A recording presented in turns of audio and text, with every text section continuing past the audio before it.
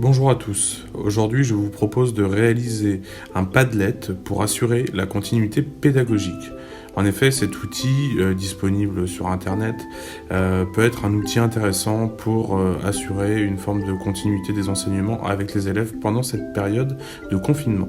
Cet outil est disponible sur n'importe quel support. Ici, vous pouvez voir des impressions d'écran correspondant au support tablette. Ensuite, commencez par cliquer sur « Créer un Padlet ».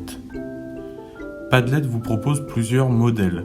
Le modèle que je vous présenterai ici, et qui je pense peut être très utile, est le modèle Timeline, qui finalement permet de disposer tout un tas de ressources suivant un ordre chronologique, un peu sous la forme d'une frise.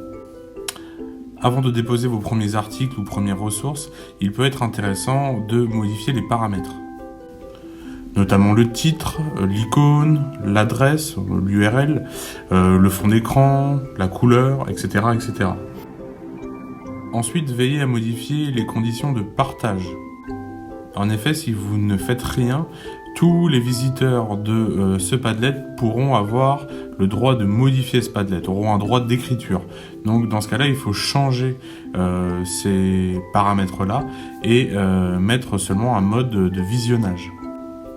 Une fois ces modifications réalisées, vous retournez sur le mur et vous pouvez donc rédiger votre premier article. Alors ici, on vous propose plusieurs choses. Tout d'abord, soit d'insérer une image, d'insérer du texte, d'insérer un lien vidéo, un lien internet, ou même, pourquoi pas, prendre une photo à partir de votre téléphone ou de votre tablette si vous êtes sur ce type de support.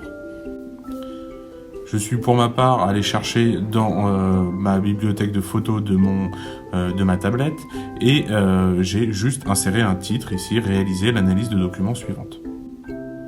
Cliquez ensuite sur publier et voilà, votre ressource est déposée sur le mur et il ne vous suffit plus que d'ajouter d'autres ressources les unes à la suite des autres en appuyant plusieurs fois sur les plus les uns à la suite des autres. Voilà donc fini cette présentation des fonctionnalités de base de Padlet qui, je pense, pourra permettre à certains d'entre vous de l'utiliser avec ses élèves.